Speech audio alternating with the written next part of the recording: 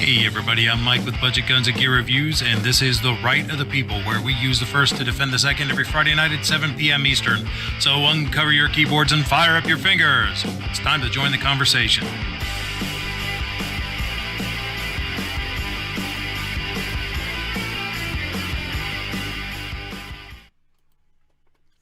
Hey everybody, I'm Mike. This is MK Outdoor Journal, and you are watching and or listening to The Right of the People. It is Friday, November 19th, 2021. And holy cow, I'm actually kind of surprised because I thought there for a minute that bad things were coming for the kid, but Kyle Rittenhouse found not guilty on all counts. Earlier in the week, the judge had dismissed the gun charge, which was awesome because the law is unclear and badly crafted. And then today, the jury found him not guilty on all counts. I was kind of surprised. I thought that there was going to be some I thought that the jury would cave to a wokester amongst them, but apparently I was wrong. But before we get into that, I'd like to welcome my esteemed panel with us. We have the irascible yet still lovable Squibload with us.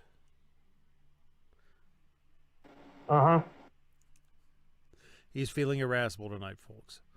And we also have Calaveras 32 Special with us. How are you, Pickle? I'm doing just fine, and yeah, it's been a rather interesting week. Out there in the chat, we have Gun Loving Grandpa, Gunpowder Beauty, Artec and Daughters. Billy the cab driver showing up. How you doing, Billy? Jason Stewart in the house. And speaking of daughters, my daughter Morgan is out there. Hello, sweetheart. Seven Wonders here. Chris Blake here. And if you're not, Midnight Range is out there. Says it's a steaming pile of panel. No, sorry, it did not come from your kitchen. Like to say hello to anybody out there. So if you're out there and haven't sounded off in the chat, sound off. Just make sure that even if you do disagree, which is absolutely welcome here, I have no problem with someone disagreeing. Just do so respectfully and without doing personal attacks and being a troll. If you're a troll, well, my mods will shove you back under the bridge. And if they don't, I'll get rid of you. Yes, Morgan, I am camping tonight. I'm going back to camping once I'm done with this, where, as you see my brother out there in the chat, he is in the woods as well. So, yeah. MK Joe is out there as well. David Campbell, how you doing? The gun snob in the house. So, yeah, I was out in the woods, but I kind of didn't expect this verdict to come in today. I figured it would come in Monday at the earliest. I was wrong. It came in today. So I had to come out here and, well, come back here. Thankfully, we decided to camp someplace close by my home and not way out in the middle of nowhere like I was going to. So I was able to come by and talk with you guys about this. So let's go ahead and get into it. We will, I did a little bit of quick research, and I got some, no, Morgan, I did not leave him out there to freeze alone. He's got plenty of stuff to keep him warm and a fire and all that. He's nice and cozy and eating his pasta with a chorizo and cream sauce that he cooked out there. Seems like every time we go camping, he like, oh, plus he brought some folding oven and he baked a damn oatmeal raisin cookie. It's about the size of a small cake. So, no. He ain't some poor pitiful creature huddled under a tarp. He's smoothing it out there in the woods. So, without further ado, let's get into the topic. This is from ABC News. Kyle Rittenhouse acquitted on all charges. The jury deliberated roughly 26 hours. A Wisconsin jury has acquitted Kyle Rittenhouse on all charges in the killing of two men and the wounding of another during political unrest in Kenosha last summer, a politically charged trial that captivated the nation and some fear empowers vigilantism. By the way, I'm going to tell you right now, this article has an extreme left slant if you hadn't already figured that out just by that opening sentence. Just be warned. The left is enraged about this verdict. They just can't believe it.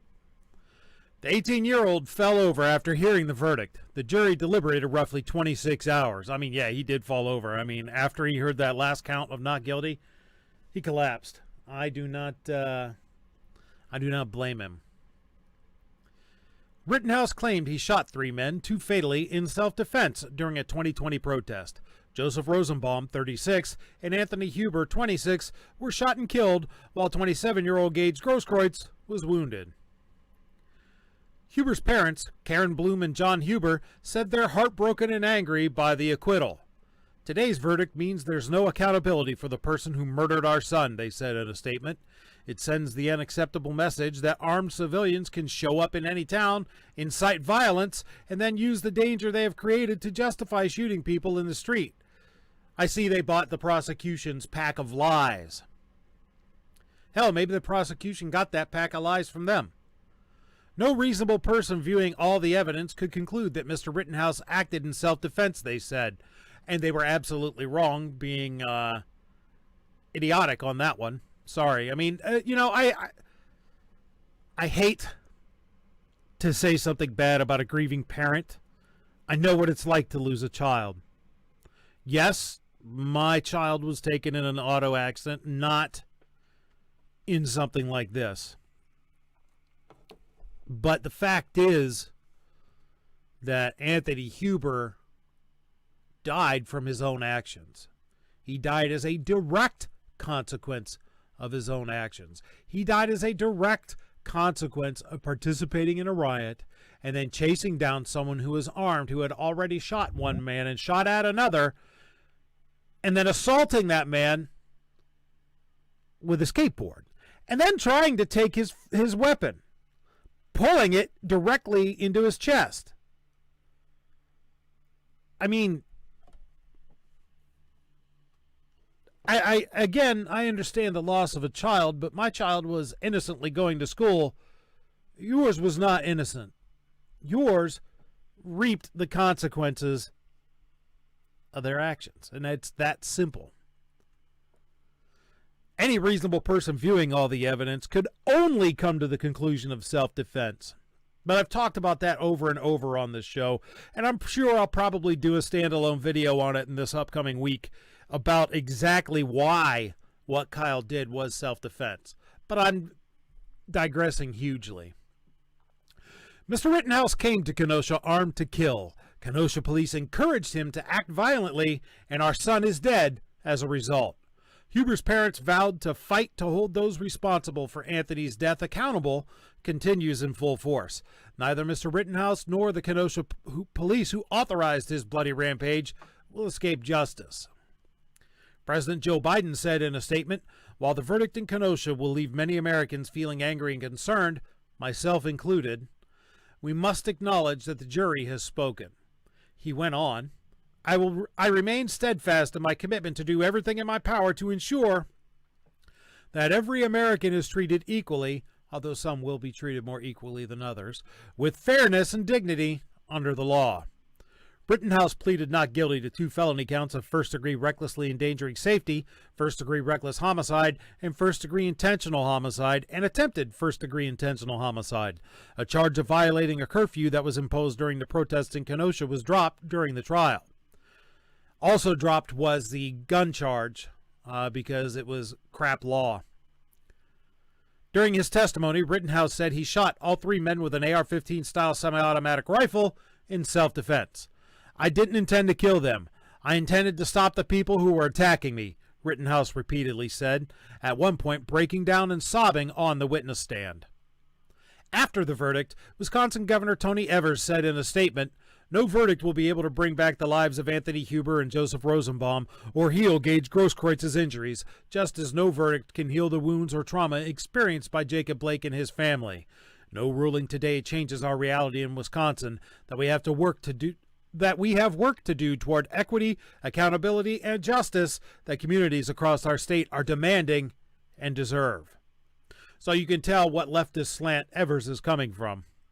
Evers added, "We must move forward together, more united and more motivated to build the sort of future we want for our state. One that is just, one that is equitable, and where every person has the resources and opportunity to thrive, i.e. communism."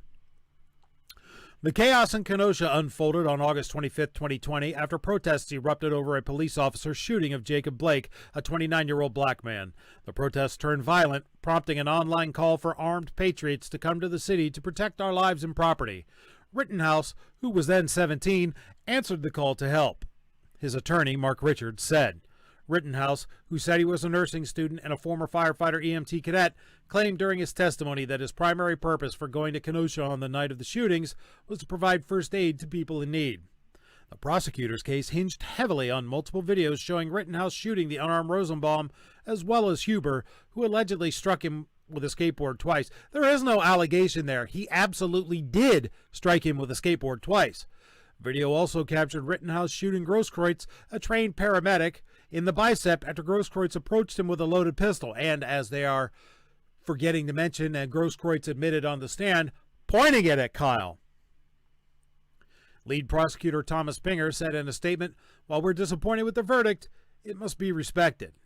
We are grateful to the members of the jury for their diligent and thoughtful deliberations. The Kenosha community has endured much over the past 15 months, and yet we remain resilient and strong," Little Binger said. Biden, Binger, Kenosha County District Attorney Michael Gravely, and Evers all urged the public to remain peaceful. Biden said he spoke with Evers Friday afternoon and offered any assistance needed to ensure public safety. Joe, you don't know. You need assistance in ensuring the cleanliness of your undergarments, so I don't know how you can assist anyone in ensuring public safety. Wisconsin Lieutenant Governor Mandela Barnes said in a statement, "We have seen so many black and brown youth killed only to be put on trial posthumously, while the innocence of Kyle Rittenhouse was virtually demanded by the judge." So lie stacked upon lie with the race card thrown in. Typical left politician. He added, "We have to turn this into a moment to push even harder by staying engaged, by organizing for justice, by holding our leaders accountable, and by registering our friends and neighbors, their dogs, their cats, their dead relatives, to vote." The Congressional Black Caucus called the verdict unconscionable. The ludicrous current claim of self-defense is on par with the abhorrent behavior displayed by the prosecution and the judge. The only thing I can agree with them on that is the abhorrent behavior of the prosecution, which we'll get into here in a bit. The caucus said in a statement, "It is time for accountability. It is time for criminal justice reform, and it is beyond time for gun reform." Oh, yes, the typical leftist bullshit. Shadi Ali, interim executive director of the American Civil Liberties Union of Wisconsin, said in a statement, "White militia members were welcomed with open arms at the Kenosha protests, while protesters, many of whom were people of color, were not protected and treated as the enemy." Again, let's see. Throw in race, white, throw in the fact that they were militia, which is a lie. That none of them were militia. None of them had met really before that day. So, and then throw in, inequity to black folks. So let's double and triple down on the race card and lies in that statement. "We need a system of public safety that protects the lives for the entire community," Ali said. Rittenhouse's trial highlights an urgent need for reform for both police and criminal legal system. The system is broken, and it desperately needs to be fixed. Rittenhouse feels a huge sense of relief, defense attorney Richards told reporters Friday, adding he wishes none of this ever happened. He has to get on with his life the best he can. "I think eventually some anonymity will come back to it," Richards said. He's had 24-hour security since this happened. So I'm going to throw this open to the panel. What are y'all's thoughts on this? They weren't even trying to mask their one-sidedness on that one. Holy Jiminy Cricket. Yeah, that's where it's hard to, there's so many facts and stuff in there that were skewed or flat out friggin' wrong. It's hard to pick out where to start.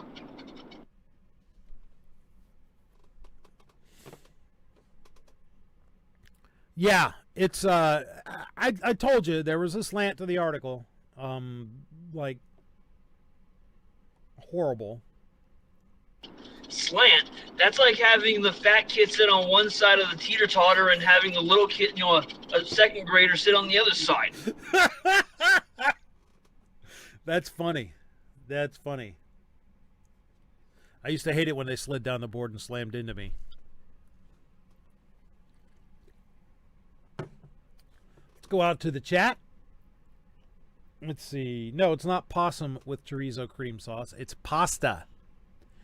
Gary7 says, I've been exploding heads on chat rooms. I informed them that the Kenosha courts must now return Kyle's AR-15. And he can buy more if he chooses. That's absolutely right. They have to give his gun back. And he can now buy more. And that's where I saw well played. Well played, Gary7. Well played. It was a tweet, so that's where take that for what you want, but it was from the GOA saying that they plan on, presenting Rittenhouse with a new AR.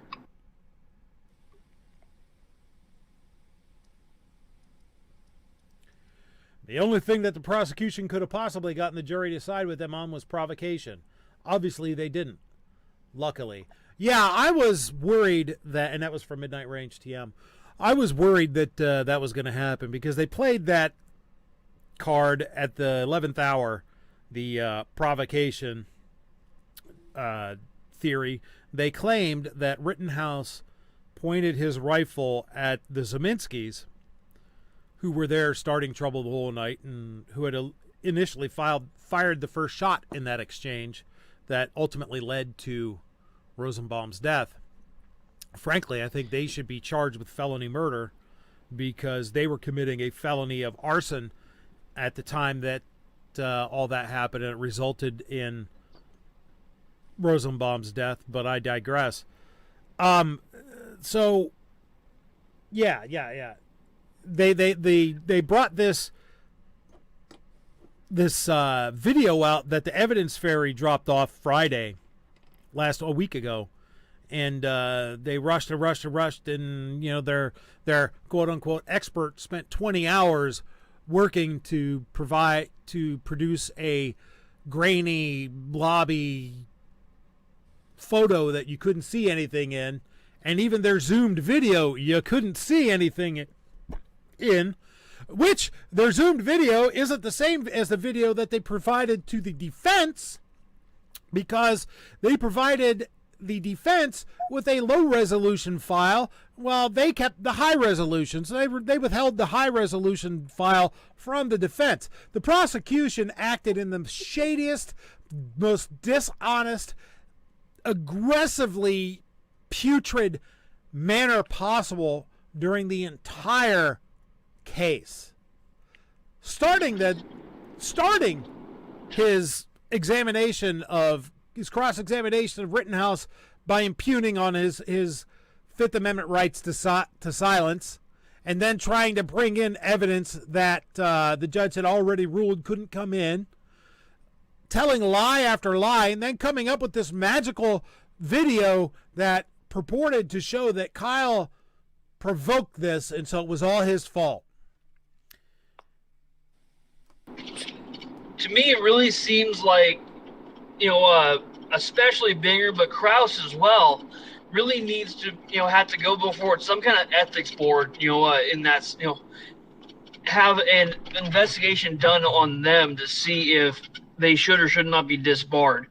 Because from the outside looking in, not knowing the legal aspect of it, it looks shady, and that's what, seriously questions their whether or not they violate, I would think that what Binger did violate the Fifth Amendment, but if I don't know how the law reads of exactly what it would be, so if he towed the line or if he blatantly crossed it. And along with everything else, I really think they should have to go before an ethics committee of some sort for it to be sussed out whether or not they did violate. And if they did, they should be punished accordingly. Absolutely right. Absolutely right. I think they should be sued for malicious prosecution. Because it's all this was. It was a political case. I keep saying that Binger, or as he's called online, Little Binger, which I agree with, because it also dovetails in with what I call him. He's not the prosecutor. He's the prostituter, because only a morally bankrupt whore would have brought this case. And since Littlefinger was a whoremonger. It just seems right that Littlebinger is too. Let's see, where are we at in the chat? There was something I wanted to talk about. Seven Wonders says, nope, Kyle didn't come to Kenosha armed. He was armed once in Kenosha. Yes. Well, that's right. He was, he picked up his, the rifle in that, in Wisconsin. I would imagine that probably had something to do with the weapons charge being dropped, because there was the convoluted law, but also the fact that he didn't bring the rifle across state lines until he took it home with him that night in order to turn it, himself and the rifle into the authorities who were actually accepting people turning themselves in. Because the Kenosha law enforcement had their hands so full, from what I understand, the police station was barricaded and you couldn't actually go up to the police station to surrender. Why'd Born to Be a Shooter get timed out? Let me look at the deleted message. It was some bullshit comment he made.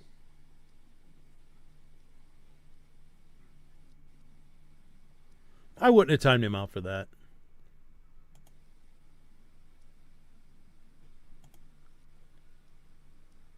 I mean, maybe it could have been phrased a little better, but shooter's not a... Born to Be a Shooter, Josh isn't a troll. Generally speaking. Let's see. Where am I? Oh, and by the way, welcome to the panel. I didn't realize you popped in. Yep. Or what are your thoughts on this?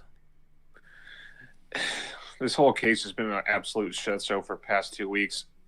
I'm just glad that Kyle's basically, finally free and he's not charged with anything.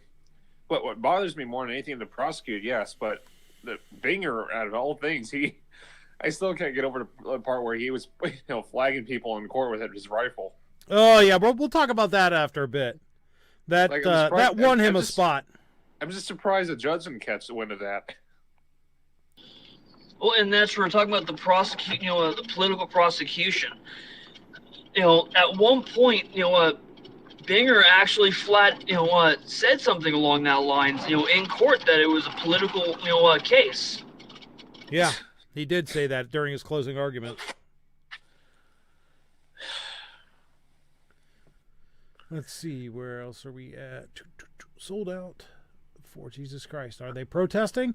I don't know. I can't find anything online about them, about any protests ongoing in Kenosha, which kind of surprises the hell out of me if there's nothing going on. News to Share is showing it. News to Share? Yeah, it's on YouTube. You can check them out. There basically are protests in front of that courthouse. Okay, but nothing huge and violent at this point? Of course, it is only Friday. Wait till tomorrow. Maybe Antifa will bust some people in from Portland or something. Well, and that one of the news I was watching, MSNBC or whatever, before they got kicked out of the courtroom, they were saying something about, with the protests that were happening on the front steps of the courthouse were so relatively small, and the fact that it was like, lows in the 20s, highs only in the 40s, I think may have been helped keep some of the people home that would have otherwise been there, which is very possible, because how many Antifa, how many rebel rousers really want to go freeze their butt off for their cause, especially, when they're not getting paid enough. Yeah. I think the weather's probably playing a part in it. Bill Alexander says, justice prevails, second lives, Semper Fi.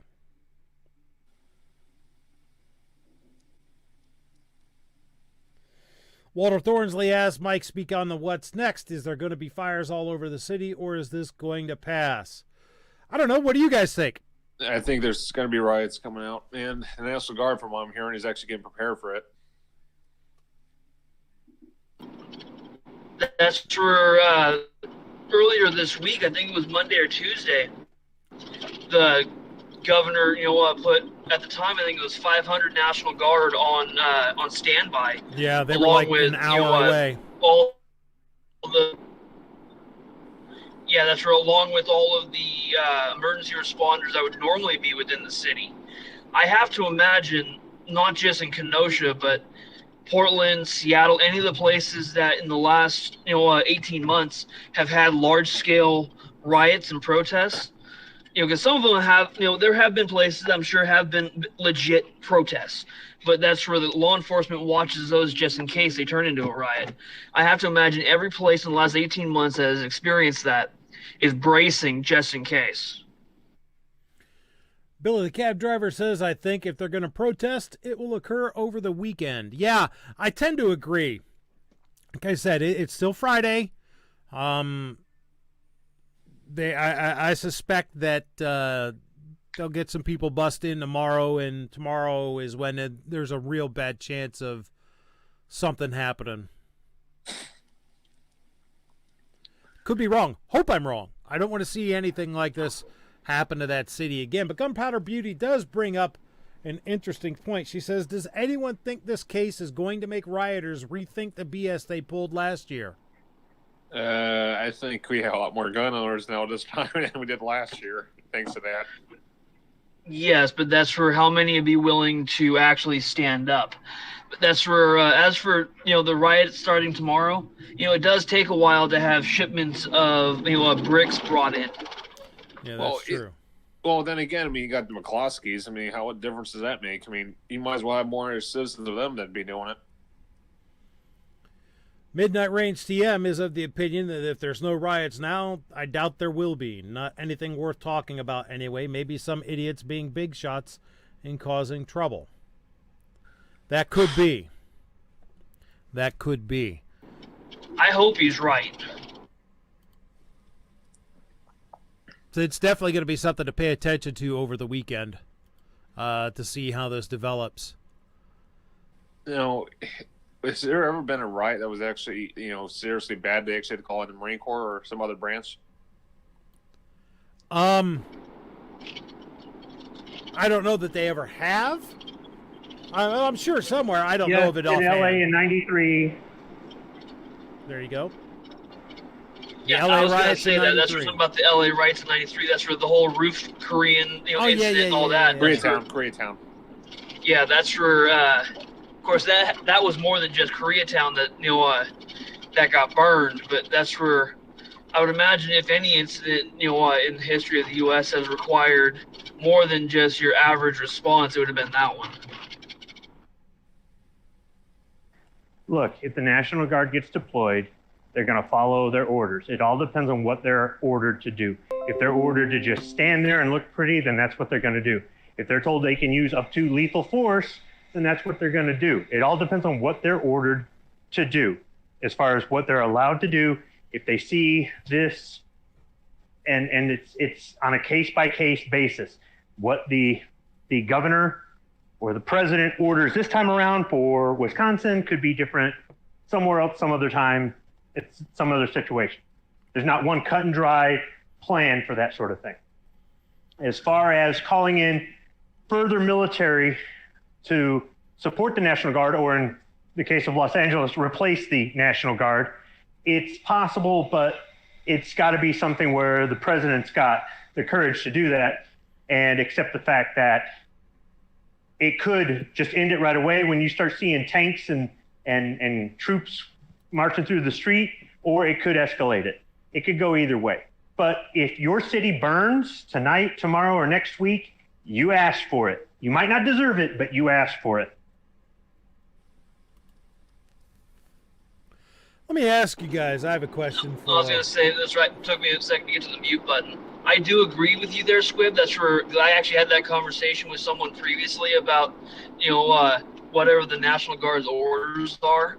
And you're right, they literally may just be there to, because it's happened before where no weapons, no batons, no nothing, and they're just as liable to get their head split open as the next person. Versus if, now to me it would make sense, okay, station, form a line. If anyone comes at you, you can push them back, but wouldn't necessarily advise having National Guard be on the offensive. That's just my way of thinking. Let have them stand, hold a certain line and let local law enforcement do any offensive that's needed. But we already have seen last year how bad local law enforcement failed. And some of them could say we were overwhelmed. And yeah, at that point, you call in additional law enforcement, or you do call in the National Guard. But we've seen a failure of the politicians to quell this stuff. As a matter of fact, we've seen more politicians encourage this stuff, right? And then we've seen a failure of law enforcement to handle it. And then when people are in a position where they're trying to protect their business or protect their home or protect their family or protect themselves, we get a trial that should have never happened, right? So my thing is, if you want to send a clear message to these people that think that they have a right to riot, not protest, riot, then you do send in the National Guard or the military or both. I mean, the National Guard is a branch of the military. They're part of the Army. You send in military forces and you tell local law enforcement, hold my beer, because you guys, let's show you how it's done. Plus they've got, in some cases, a little bit more leeway to do that sort of thing. And in which case, people are going to get arrested. They're not going to get treated well, and it could escalate. But when you have military force in there, it sends a bad image. It's a bad image, not just within our country, but worldwide. But it's also going to let these people know, okay, if we do this again, they're literally going to call in the military, and they're literally going to be, they could even have orders shoot on sight. They might have a curfew, and they say, if you are seen out after curfew, we have the right to use deadly force. And you mentioned, that's not fair, that's not right. Well, they're allowed to do that under certain circumstances. I'm not saying that's what they're going to do. But if you had a bunch of people try to mob, 3 soldiers leaned against their Humvee on the street corner, and they got cut to pieces because the guy up in the gondola decided to light them up with the Madus, that would end it. You wouldn't have any more of these protests anymore, or not riots. I don't want to call them protests either. Freaking using the terminology that news uses. You wouldn't have any more of these peaceful riots. Yeah, right. Mostly peaceful. Yep. Now, I'm not saying that that's what I want to happen. But these people, if they think they can just keep getting away with it because the politicians encourage it, the politicians protect them, prosecutors don't prosecute them, law enforcement doesn't do their job, and everybody's got a fucking excuse because they've got an agenda, it's just going to keep going on. And I really don't want the military to have to go in there. That's not something that they're really supposed to do. They can do it, but it's not something that they intend, that's not what they planning on doing.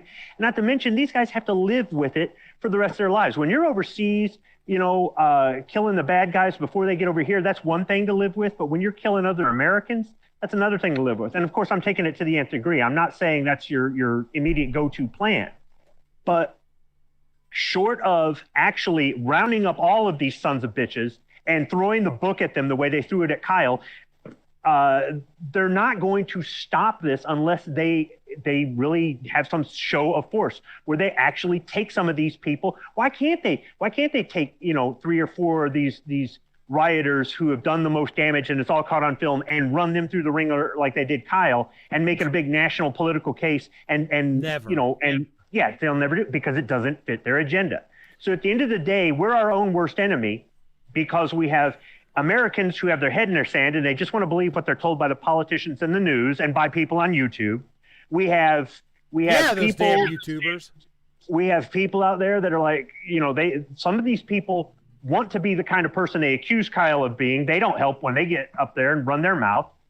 And then you've got the criminals that get away with it again and again and again. That just emboldens them to do more. There's no cut and dry, simple solution to this. I mean, if I was told that I have to go protect this city and I'm, up there with my machine gun protecting this area and I'm told, if you have to use deadly force, I'm not going to want to kill other Americans. And there was a time in my life where I was younger and I would have just followed orders. And I'm not saying there isn't a young person there who's might just say, screw it. They told me I could shoot. I shot. Now that I'm older, I would be a little bit more hesitant to do that sort of thing. But if it come down to it, just like what the cops always say whenever they interview them, I'm going home tonight. You might not be. But if they decide that they want to throw their lives away by fighting the military, fighting the police, or fighting somebody who has a lawful right to protect themselves, then it's on them. It's on them. People want to say, oh, well, Kyle brought this on himself because he's walking around with an AR-15. No, these assholes brought it upon themselves because they decided to charge somebody who was carrying an AR-15. Kyle wasn't there defending property with that firearm. He was defending his life with that firearm. He might have been standing at that property because his friend asked him if you could stand here and try to be some sort of deterrent. But at no point did he shoot anybody doing any property damage. If anything, he tried to put out fires. He tried to help people with medical assistance. And then he got, caught by himself and had to use that to defend himself. So if you want to look at this at anything other than what it really is that it's important for all of us out there, because this sets a precedent. You have the right to defend yourself. Now, we can argue property all we want and all the other stuff all we want, but at the end of the day, you have the right to defend yourself. And this is something that it needs to keep momentum and needs to go to the Supreme Court, or the Supreme Court needs to consider this maybe or something when they're looking at some of this Second Amendment laws. Now, speaking of this, if someone had asked, now with this verdict, do you think that more people are going to stand up? And Billy the cab driver asked if, will there be those? He says, I have to wonder if there are those out there who see the outcome of the trial as a green light to use lethal force against rioters, and if so, they need to make sure they don't overstep the line. Do you guys think that that's going to be likely? It's possible, but I don't advise it. Just like I wouldn't have advised Kyle that day to stay in Kenosha when it got dark. I wouldn't have advised him to stay there, but he did, right? And you're going to have somebody who hopefully they don't go, well, Kyle got away with it, so I thought I could do it. It's like, whoa. He didn't get away with anything. He lawfully defended himself. You were provoking it. There's somebody out there I've been going back and forth with about provocation. Kyle didn't provoke anything. Just because he was lawfully carrying the AR-15, he can open carry or whatever, or if you want to argue he was out after curfew or he's not old enough to have it and he was unlawfully carried, whatever it is. He had it, and that's, if you're going to say, well, he got what he asked for because he was carrying it, I disagree. I strongly disagree. But if you try to use this as a crutch to be a vigilante, I'm going to disagree with you too. If you lawfully defend yourself because you're somewhere where you're allowed to be, those rioters were there and they had the right to be there. They were committing crimes. Kyle was there and he had the right to be there.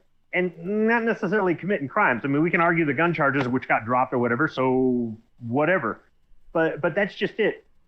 I think if somebody defends their home or their business, or most importantly, their life, I really should say, not their home or their business, more so their life, I would think that this case would have a lot more precedence to that.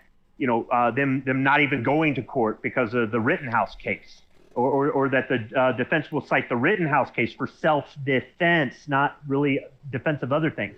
And I wouldn't encourage anybody to think that they can be a vigilante because of this. And that would be a bad thing for all patriotic Americans. It would make those of us who love freedom look bad. And I think also I would advise people that if there's a riot, just don't go. Get the hell out of there. If you've got a business downtown, you might want to close up shop and move. If you live downtown, you might want to move to the suburbs. If you have to do business down there, be there on a limited basis. And if you can carry, for self-defense, if that's what you want to do, maybe you should, or something like that. But I think that until we send a message to these liberal cities that we're not going to give you our tax dollars and we're not going to live here or work here, they're just going to keep encouraging this. Let's see. Who joined us? Is that Rich White? That would be me. Yeah, that would be me. Welcome, Rich. How's it going, guys? Swimmingly. What's up? Not much, man. I just got back from being over Walmart and saw you guys talking about the news from earlier today. Thought I'd ask if I could jump in and, Oh, yeah. have a... Yeah, absolutely. So, I mean, since these, let's just call them for what they are, rioters, if they're really vocal about actually doing this, I mean, what would happen? National Guard is going to be deployed, and if it gets worse, what's next? USMC is going to get involved in? I doubt that. There's that whole posse comitatus thing. They're not sending the Marines to Wisconsin. It's freaking Wisconsin. No, they're not going to send in the regular military for budget. I'm not talking Wisconsin. I'm talking to all states. Yeah, no. That's No, there's that whole posse comitatus thing. They can't do it. You know, once again, let them burn. Let the cities burn down. Let them burn down. Really? There's no place for them to hide. No place for them to live. No place for them to work. This is the United States, buddy. I don't think that's going to fly. No, that's what That's what these people want. That's what they get. That's what they say the guards for. They keep telling us, oh, the guards the militia, so that's what the guards for, according to them. So let the guard handle it, which is what they get paid for. And they're the ones that are authorized under governor's order to act as law enforcement. So they're the ones that get sent in, not the regular military. Now, Clover Tech has an interesting point. By the way, if you don't watch Clover stuff, you probably ought to. It says what he did was not vigilantism. What a lot of people are applauding him for is. you know, I think you might be onto something. I think that people might be celebrating, like you said earlier, the kind of the wrong thing here. And I think that Squibb hit the nail on the head with it.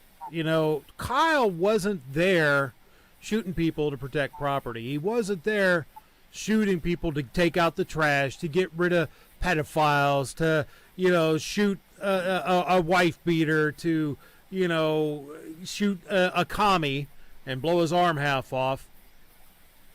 What Kyle was doing was serving his community by providing medical aid. What Kyle was doing was serving his community by putting out fires. What Kyle did was protecting himself from the attacks of people who were angry because he was doing these services to his community. There is a subtle but important distinction there. Kyle wasn't going out there to kill rioters. Kyle wasn't going out there to be a policeman. Kyle wasn't going out there to handle business and clean up the streets from these pieces of filth. Kyle was going out there to protect his community and serve his community in a peaceful way, and ended up being forced to use violence. There is a distinction. Yeah, to that point, something that came up in trial that you don't see the mainstream media want to talk about is all the videos that the defense had showing Kyle actually rendering medical aid to people. Yeah. Who do we have? Did somebody join us today? Somebody else join us? Is that CT? Is that Clover? Hello?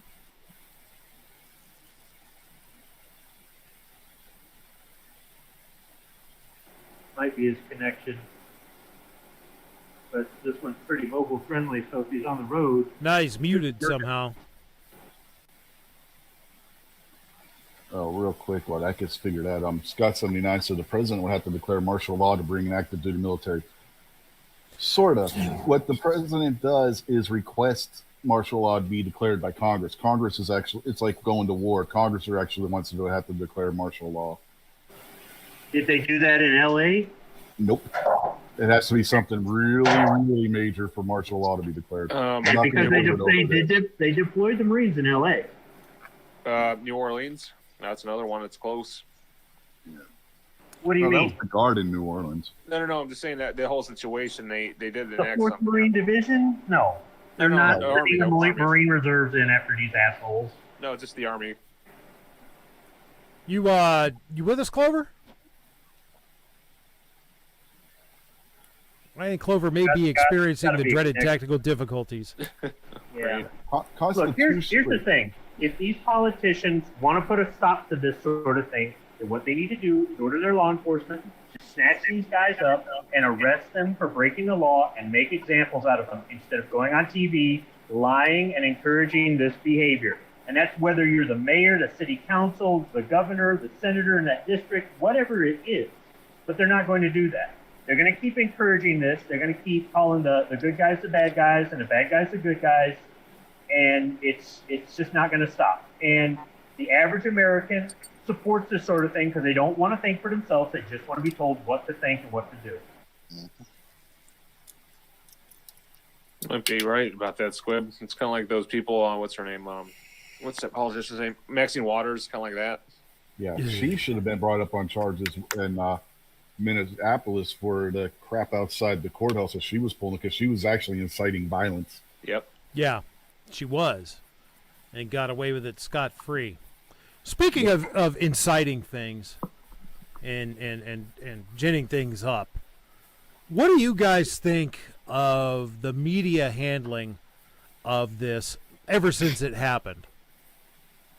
You mean the mishandling of it since it happened? Right. But I was shocked that that lady from the Young Turks actually apologized for getting it wrong the whole time. That blew my mind the other day when she came out and apologized. I would never have expected that from anybody on the Young Turks. Yeah.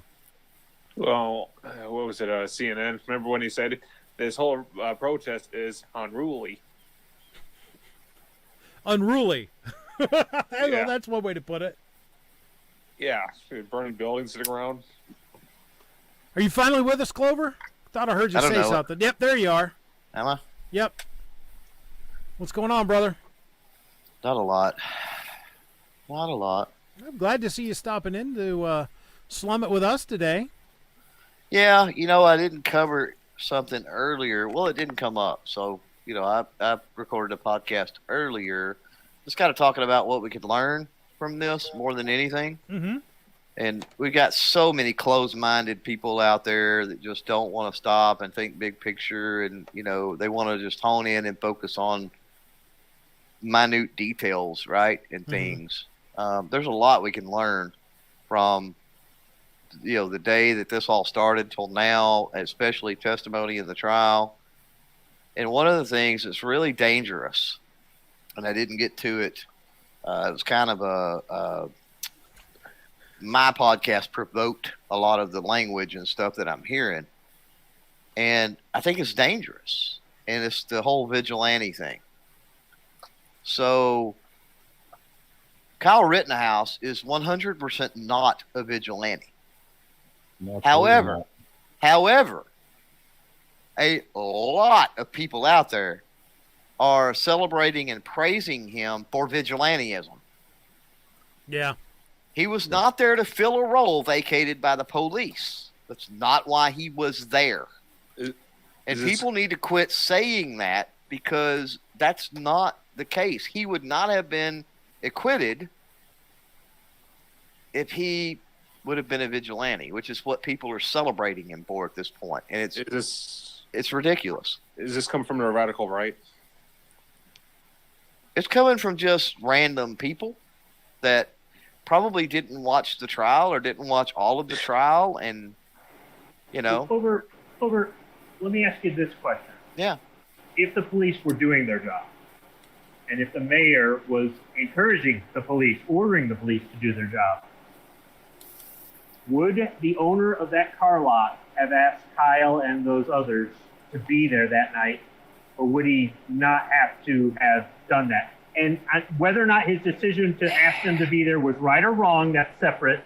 And whether or not they should have accepted the offer is, I'm saying, if the police were doing their job and the mayor was doing their job, because they're not really being held accountable for anything that's gone on. And I think they should be as well. Yeah, no kidding. Right. Yeah, lawsuits from the lost businesses, right? Or something, you would think. So that business has a right. If something's going on, that business, and it's just like, okay, so let's take this whole riot and nonsense out of the equation for a second, right? Let's say you've got a business and it's as crazy as all can be on Black Friday. Black Friday's coming up. We've all seen some people beating each other with TVs.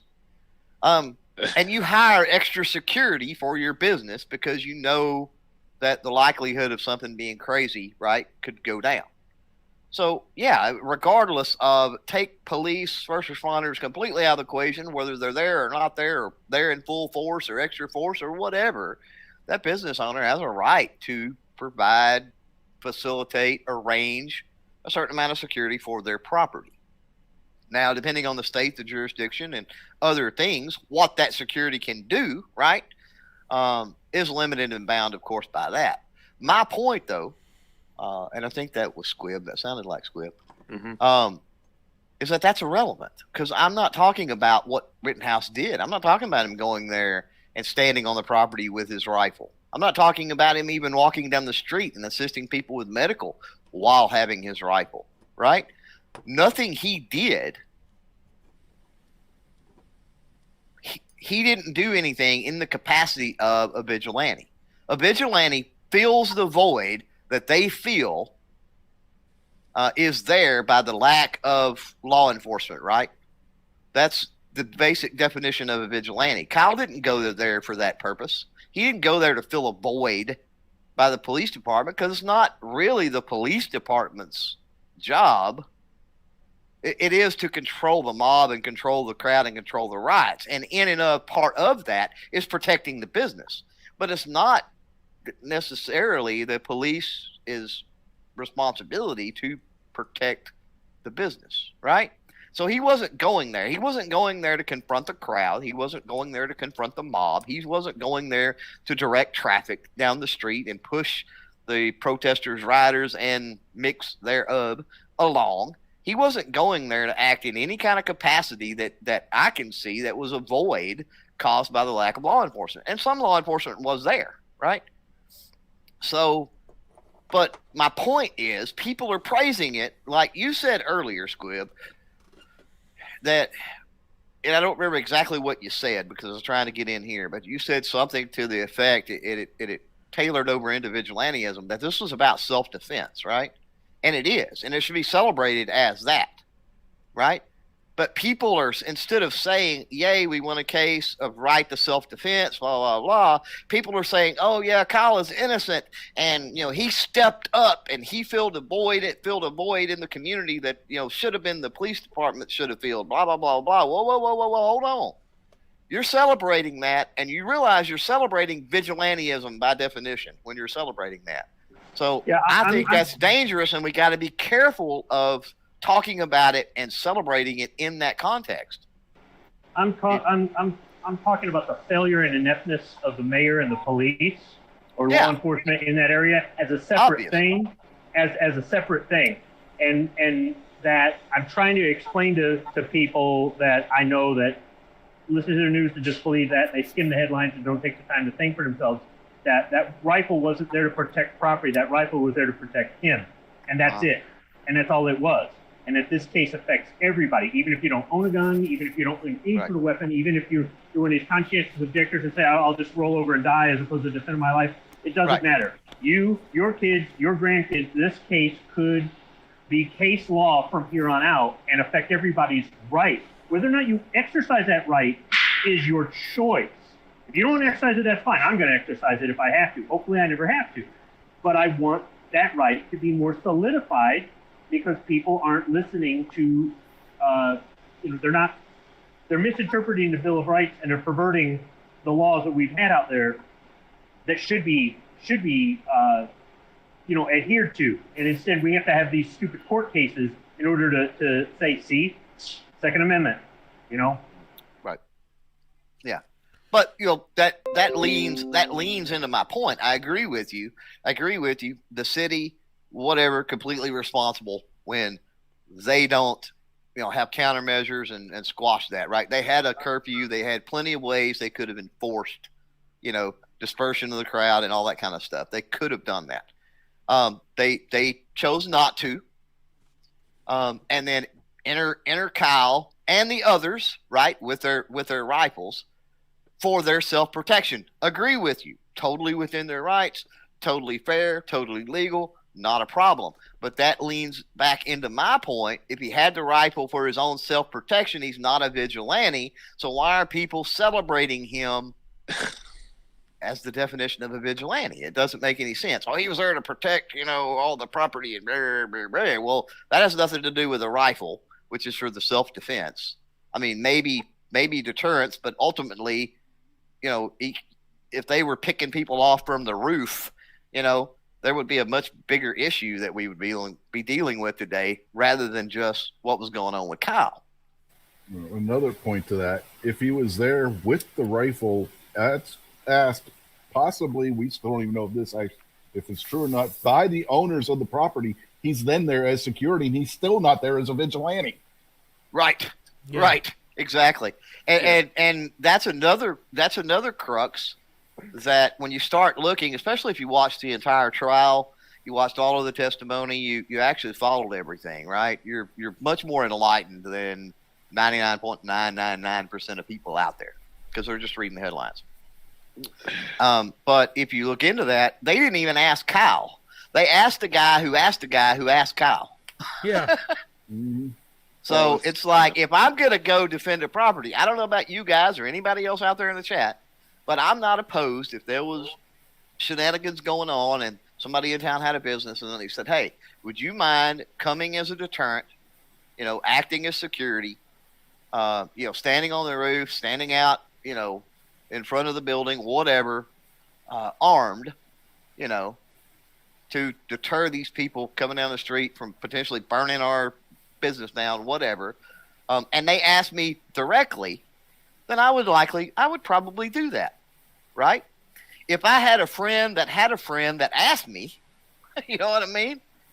I'm not going to say I wouldn't do that, but I would at least want to make direct contact with that business owner myself, right?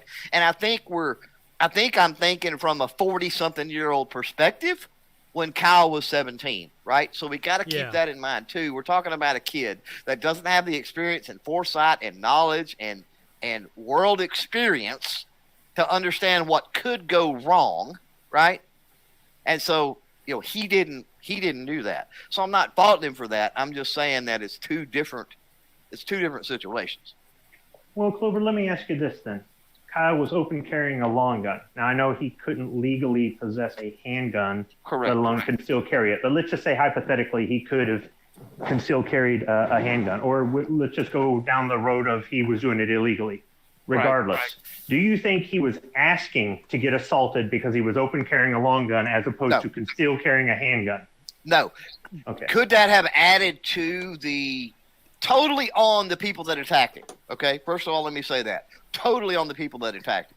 But could that appearance, right, of having the rifle enraged them more or created more of an attitude to where they did attack him? Yeah. But that's not. Can I just interrupt just 1 second? Warsaw, take a look out in the chat for Seaweed Z.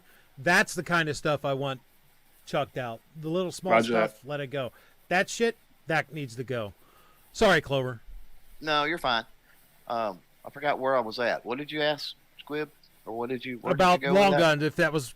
Oh, yeah. So the long gun to me, right? It's completely legal. He was completely legal within the bounds, within all of that good stuff, right?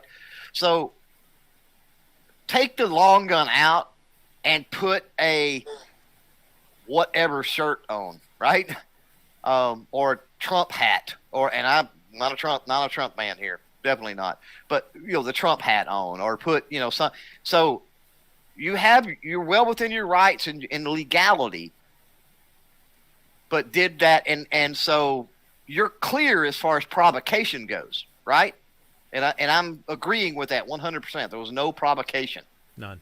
But we still have to look at, was he doing something by having that rifle that was misconstrued or whatever by these idiots that attacked him, that, him having that, or even something he said, some part of conversation that in all of that midst we didn't even hear testimony on because somebody forgot or whatever the case may be, right? There's all of these moving parts that something enraged these people. Now, bottom line is they attacked him, right, unprovoked, and he defended himself. That's the bottom line. So I want to be real careful when I say that the rifle does come into play in some sense, to say that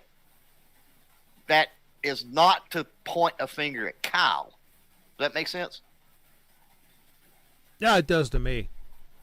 I know one of the things that's made this case what it turned into has been the media mishandling of this since day one. And that continued into the trial. MSNBC got kicked out of the trial and was no longer allowed in that courtroom. There's this piece from Yahoo News. From November 18th, Rittenhouse trial judge bans MSNBC from courthouse. The judge presiding over the Kyle Rittenhouse murder trial on Thursday banned MSNBC from entering the courthouse after police in Kenosha, Wisconsin, stopped and briefly detained a freelance producer who authorities suggested was following a bus transporting the 12-person jury deliberating the teen's fate.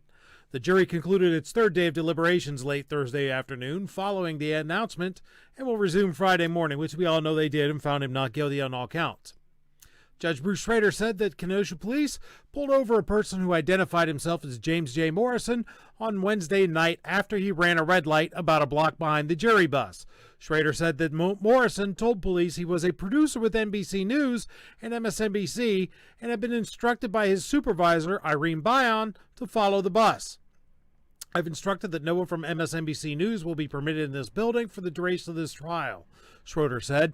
This is a very serious matter, and I don't know what the ultimate truth of it is, but absolutely it would go without much thinking that someone who is following the jury bus, that's an extremely serious matter and will be referred to the proper authorities. Kenosha police said in a tweet that a person who is alleging to be affiliated with the national media outlet was briefly taken into custody and issued several traffic-related citations.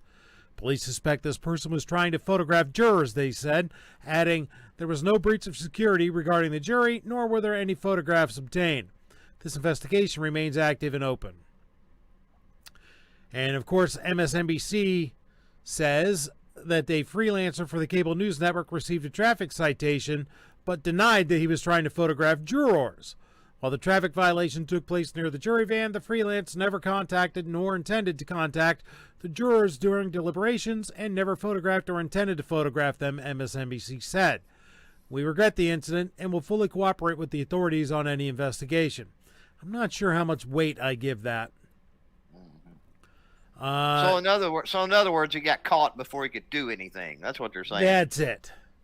Dates love mandatory carry says at work, hashtag keep fighting, build that get home bag. And by the way, I said this earlier, but slow clap, kudos for restoring my faith. Jury of your peers come to 100% the correct decision despite people following the jury buses and death threats and protest out in front and all of that. They still came to 100% of the correct decision. I'm so glad. That's awesome. I don't know if anybody else watched today after the verdict came down where the judge was talking to the jury, but it was amazing. He's like, The founding fathers would be proud of you. You did what you were supposed to do despite everything that's went on with this. You've been a good jury. You listened to the evidence. You asked questions. You did everything you were supposed to. And that restored my faith a little bit in humanity, or not necessarily in humanity, but at least in the citizenry of this country. Well, MSNBC doubled down on their buttholery. I don't know if that's a word, but it is now. I invented it. Because this is a piece on MSNBC.com by Jahan Jones. Says, Kyle Rittenhouse trial was designed to protect white conservatives who kill. Kyle Rittenhouse, who fatally shot 2 protesters and wounded a third during anti-police brutality demonstrations in Wisconsin last year, has been found not guilty of homicide, an outrageous yet unsurprising verdict in a trial marred by controversy. Rittenhouse, who is white, was 17 when he traveled from his hometown in northeast Illinois to the protests in Kenosha, Wisconsin last year, armed with his semi-automatic rifle, which is a bit of a lie. On the night of August 25th, 2020, as he carried his gun through the streets, Rittenhouse shot dead Joseph Rosenbaum, Anthony Huber, and wounded Gage Grosskreutz. Rittenhouse was found not guilty on all 5 charges he faced, which included first-degree intentional homicide, first-degree recklessly endangering safety, and attempted first-degree intentional homicide. The case had the makings of an acquittal before the trial even began. I don't know about that. The outcome seemed clear even before an almost exclusively white jury pool was selected, even before Judge Bruce Schroeder caused an uproar by ruling that the slain protesters could be referred to as rioters and looters, but not victims, even before Schroeder refused to punish Rittenhouse for what prosecutors said amounted to a violation of his bond conditions. Rittenhouse is a white teen who abides by white rules, and white people empathetic to those rules seem poised to insulate him from repercussions. The day he pleaded not guilty to felony homicide, Rittenhouse flashed a white supremacist symbol and was loudly serenaded by a group of men at a bar who belted out the anthem of the Proud Boys, a far-right extremist group, according to prosecutors. On the night of the shooting, minutes before Rittenhouse opened fire, police in Kenosha thanked the rifle-toting teen and offered him water as he walked the streets. "We appreciate you guys, we really do," one officer told them. Law enforcement, including a department known to cover up its own lawless acts of violence, seemed to give cover to Rittenhouse from the get-go. With these endorsements, white conservatives felt all the more comfortable swaddling Rittenhouse in the protection they often give to police and vigilantes serving white conservative interests, from George Zimmerman to Mark and Patricia McCloskey. Rittenhouse is just their latest darling, pitifully seeing heroism as an armed teen who set out to patrol pro-black protests as though he were police. Pitiful as they are, we can't dismiss his supporters as conservatives merely taking sides in a political squabble. Last year, then-President Donald Trump's administration issued talking points to Homeland Security officials claiming Rittenhouse went to Kenosha to defend small business owners. Conservative media figures have eagerly repeated those claims. Their support for Rittenhouse isn't a counterweight to progressive social policies like equitable policing. Their support is a physical threat to people supporting those policies. Conservatives are encouraging white vigilantes like Rittenhouse to police progressive spaces by all means. As one Slate article put it last year, "Own the Libs" is gradually morphing into "Kill the Libs." The jury's decision was a dangerous endorsement of that vision. So, I ask again, is MSNBC biased? Do you really think that MSNBC sent a reporter to follow the jury bus and wasn't trying to take pictures? Bullshit. As a matter of fact, I'll go a step further and say super big, huge, steaming, putrid, half decomposed pile of bullshit.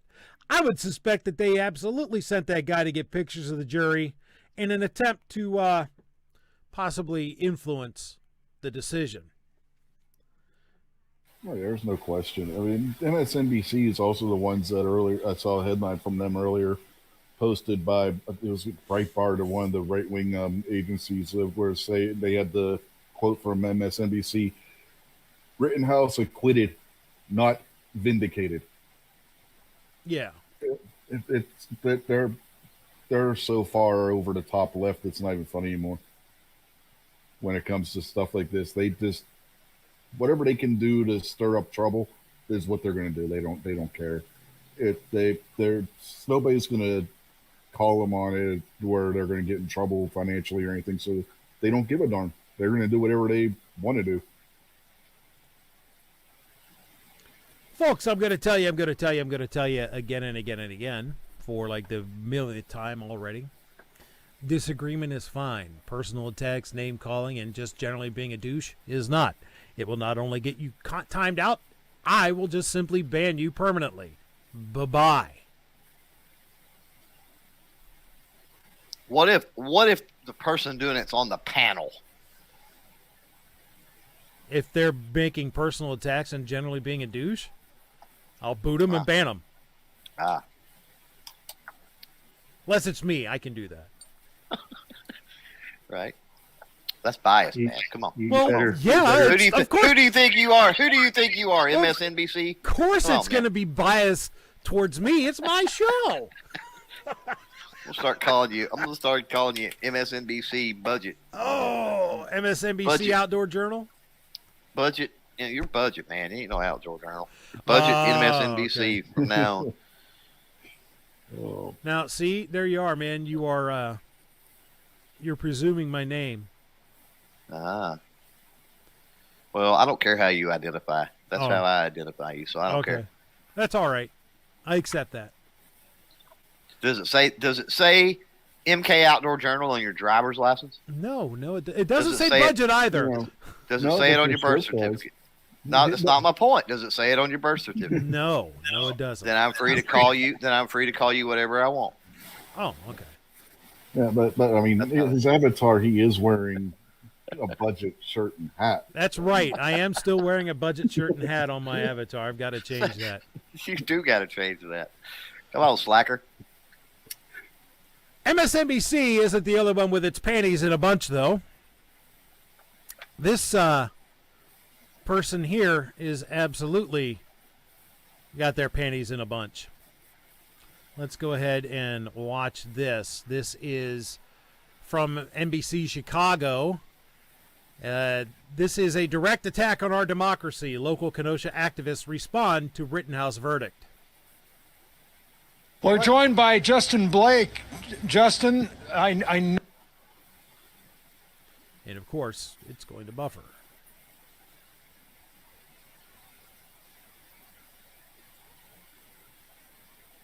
Yes, buffer.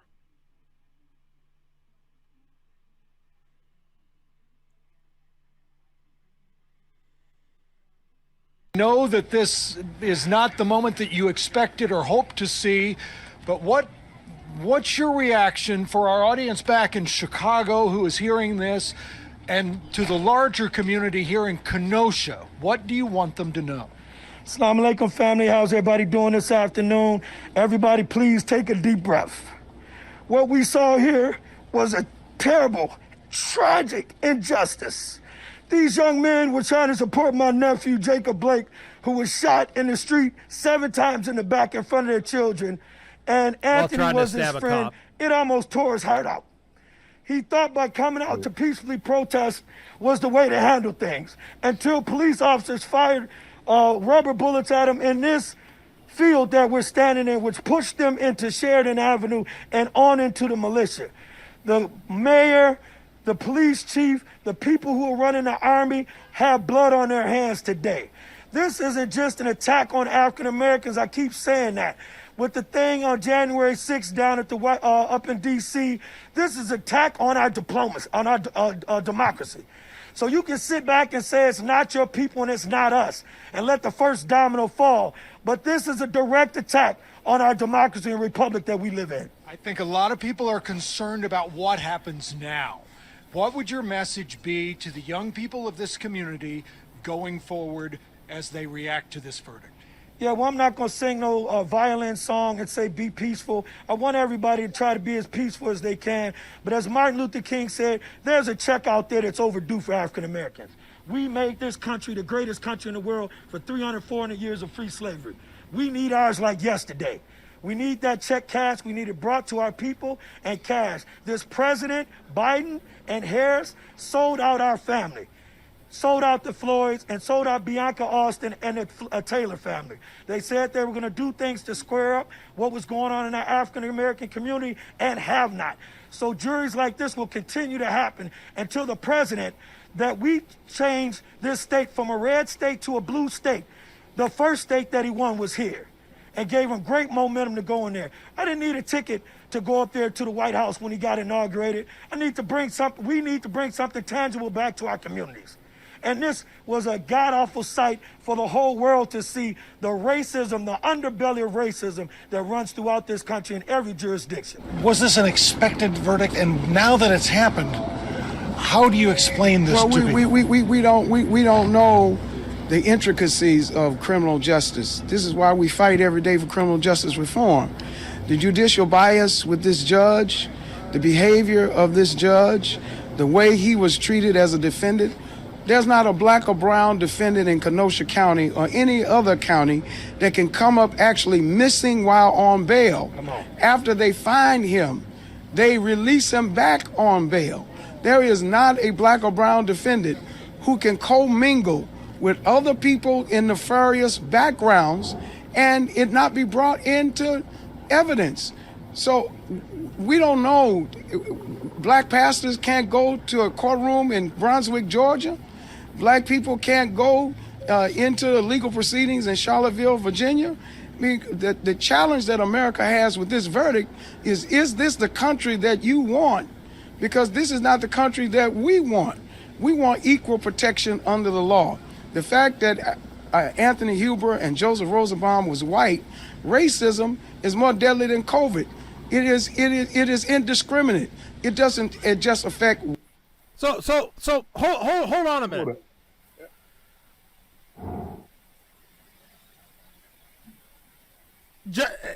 Is he really saying that even though Huber and Rosenbaum were white, this is still racism? Did he really just say that? Yeah, well, you gotta look at it from this angle, man.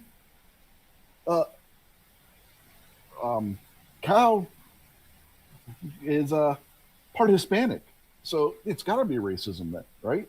The only minority that was in danger that night was Rittenhouse. So I guess that's the racism, right? I mean, you had white guys attacking a Hispanic guy. I don't know. That's the only way I can see it. I'm not gonna give this tripe any more any more of a platform. So I don't understand how you gave him a platform to start with, because I didn't understand what trial is he even talking about. I'm like, he's talking about the Rittenhouse trial. I know he is, but I'm sitting here listening, going, "What is that? What does anything you're saying have to do with this trial, this case, this?" You know what I mean? It's like everything. It's like me coming on this show. It's like me coming on this show. It's like me coming in and you going, "All right, Clover, what's your opinion on Kyle Rittenhouse?" And me go, "Well, you know, the bass down in the local pond, they're starting to really bite this time of year." It's like, what the crap does that got to do with anything? And that's exactly the way I felt the whole time he was talking. I'm like, I'm focused, laser focused in on his words, trying to figure out, like, where's he going? What is he getting at? What? Well, it's a standard tactic of the left. And that's all it is. If you can't win the argument on the facts, make it about race. Yep. And if you look at the facts of Jacob Blake, he was shot in front of his kids who he was trying to kidnap at knife point.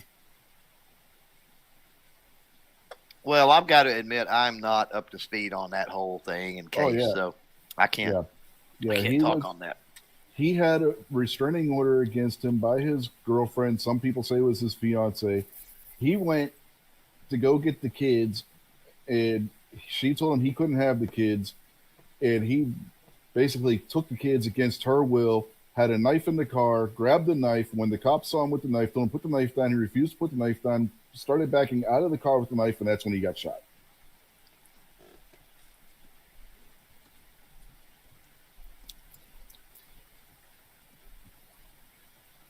Okay, take your word for it.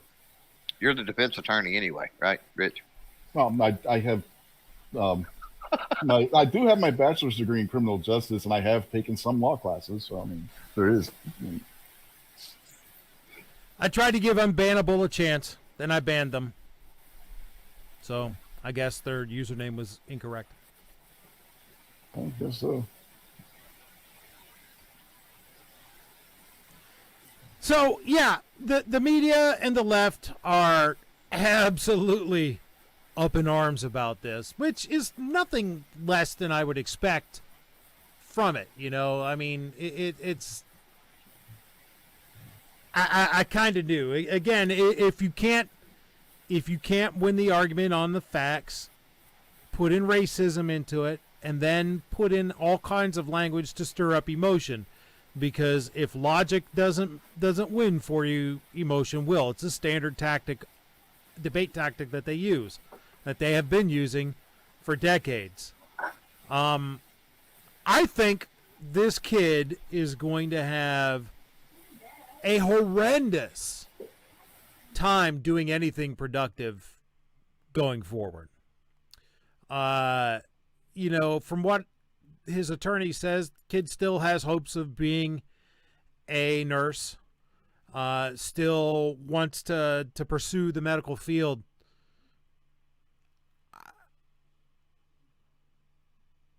I guarantee for the next decade at least, he's going to be persona non grata anywhere, because no one's going to want to touch him because of the intense polarization around his name that the media has created.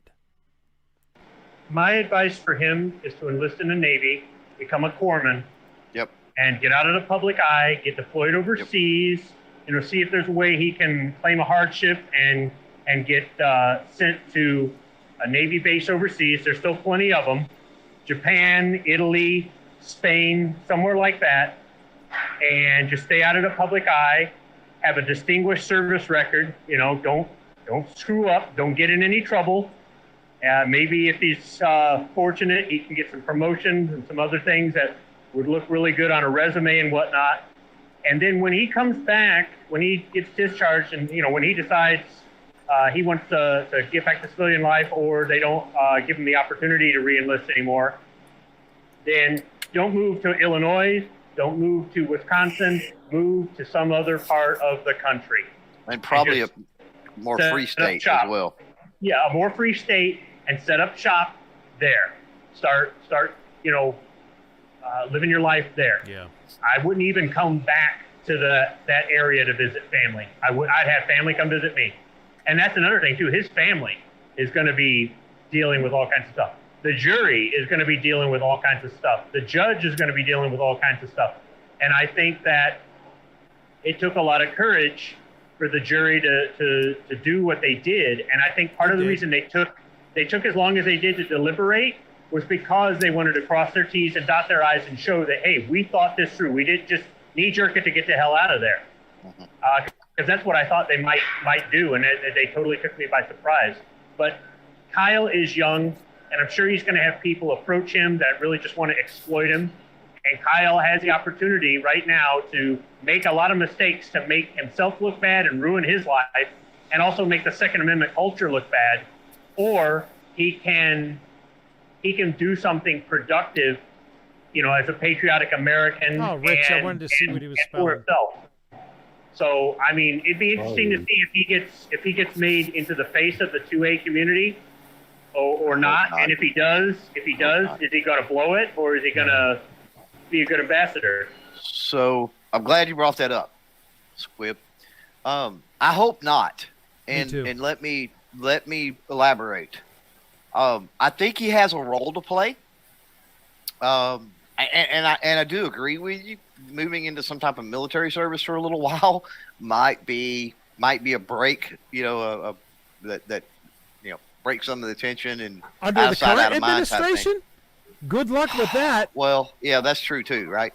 But anyway, I think he's got a role to play, and I hit on this earlier somewhat. If you listen to the testimony, there was a lot of the testimony, and this is coming out of his own mouth, that was disturbing. Now, again, we have to realize that we're talking about a 17-year-old kid, so this is not a dig on him, and it has absolutely nothing to do with him defending himself or whatever.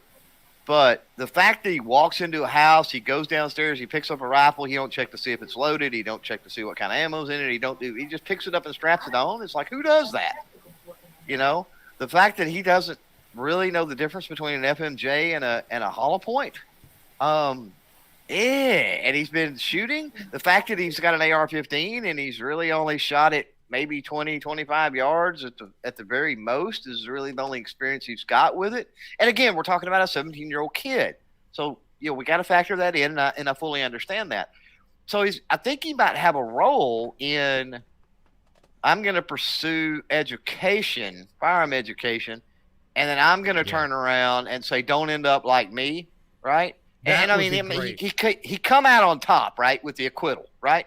But he's been through the crapper. I mean, the last year, it's been a horrible ordeal that nobody wants to go through in their life. So he's got that background to say, hey, don't end up like me, because here's the thing, and this is what concerns me. A lot of people are glossing over that. A lot of people want to hold him up on a pedestal and whatever, and that's great. But I'm telling you, if civil trials come into play, civil suits come into play, it is not beyond a shadow of a doubt, and pretty much anything and everything is on the table. And when they start going through testimony and they pull testimony that he didn't check it when he picked it up to take it to the streets or wherever he was going, he didn't even know it was loaded or what was loaded in it, and he didn't know, and all of this stuff that he didn't know, he was not educated about. that's going to play a role in the, if there is, right, any civil things. That will definitely play a role because, again, it's not about self-defense. That doesn't necessarily have bearing. And so, and it's not beyond a reasonable, beyond a reasonable doubt. So, can he potentially twist that and go, hey, maybe educate yourself more. Maybe, yes, I was familiar with firearms, because it's really strange. This is what strikes me. We see the videos, right? The muzzle discipline is superb. Oh, better than the trigger finger is superb. Everything, even his use of it when he's going down and when they're all of that, right? It's close into the body. It's all of that is superb. And this is people in the military like Squibb can speak to it more than me, right? But just from a civilian's perspective and what I know, it was superb. So what's strange to me is to hear his lack of knowledge and his lack of other rudimentary safety things. I mean, who here or out in the chat is literally going to go over to a friend's house? The friend goes, yeah, your rifle's down in the basement. And not check it. And go down there and pick it up and not even check to see if it's loaded or if it, who does that? Here's what you need to do, Clover. I kind of did that 2 weeks ago. You need to get Clover. You need to get a hold of him and his family. Have him move down there to Texas, and you can train him on how to actually shoot, and you can make him a competitive shooter. I mean, with his ability now, without any training, get that kid some training. He's going to be a heck of a competitive shooter. It's possible. Clover, I thought this over a while back, and I came to the same conclusion, that if he were to try to use his position for something positive, if he got approached by a carry insurance company or Second Amendment rights organization or something like that, that him going out there and saying, don't think that because I was acquitted, you will be. Understand, you need to understand the law, you need to follow the law, and safety is important, training is important, and use what has happened as a positive role model, as a positive example, and work within the organization to promote in a positive way, and don't say anything about, take the law in your own hands or be a vigilante or get away with it or use any other terminology that's inaccurate. That would be very easy to use, a very easy slip of the tongue that the other side will capitalize on, saying, see, we told you. And it's like, no, because it's very easy to have a slip of the tongue. You know what I mean? So he's in a precarious position, and I just don't know if he has enough people, role models in his life, that would recommend this sort of positive behavior or this sort of path for him, or if he's just going to be a stubborn, know-it-all 18-year-old, because now he's 18, right? Well, who knows? Well, I've got to wonder through this ordeal what kind of relationship he's built, being that he was young, right, or is young. What kind of relationship he maybe has even built with his counsel. So I don't know what kind of effect they've had or suggestions they've made, but I mean that's an avenue. I mean, you're still gonna, and he's still toxic in a way. You know what I mean? Yeah. Right now, so he's or tainted. Toxic ain't the word, but maybe tainted or something like that. Right now, he is too tainted to serve as a spokesman for anything. Yeah, and that's the sad and sorry truth. He needs to lay low for a while. Definitely. Maybe lay low, get his education, and do some things like that first. One thing I've been thinking about all throughout this trial is that there are a lot of parallels between the Rittenhouse case and the George Zimmerman case. As far as it's a polarizing trial. It was both were tried in the media before anything happened. Maybe the decisions that they made leading up to the event, or in Rittenhouse's case, events, could have been done a little bit differently, but that didn't change the fact that what they did was lawful self-defense. I tried to get George to come on the show, but he told me that he's not making public commentary on either his trial or Kyle's trial anymore. Well, I don't blame him. It's something that needs to be talked about. It goes into situational awareness to an extent, right? So, there's no reasonable person, right, would say, well, that chick wore a mini skirt and she took a shortcut down an alley. She just, she got what she had coming to her, right? Yeah. She made stupid decisions, and that's why she got raped or murdered or whatever the case may be, the victim blaming thing, right? No reasonable person is going to do that.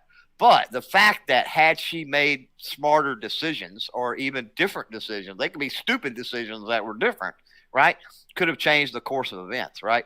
Yeah. And so you're absolutely right that the Zimmerman case is got some parallels in that. But ultimately, when it comes down to it,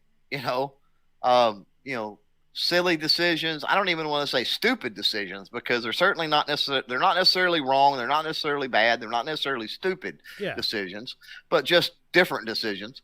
That's not provocation, right? Or Correct. you don't deserve to get attacked or whatever because of that. So correct. Yeah, I mean, I don't know. I mean, Zimmerman was one of the things with Zimmerman, even though that was a Hispanic, a Mexican, and a black kid. I think that's why that will end up being a little bit different situation because that literally had racial components to it, whereas the Rittenhouse case doesn't. So he's got that going for him. Yeah. And is that a lot? No, but at least it's something. So I don't know. I don't think you'll see the ostracization or whatever. Is that the right word? Like you've seen with necessarily George Zimmerman. The other thing is age. Even at 17, 18, 19, 20, I mean, up until 21 for sure.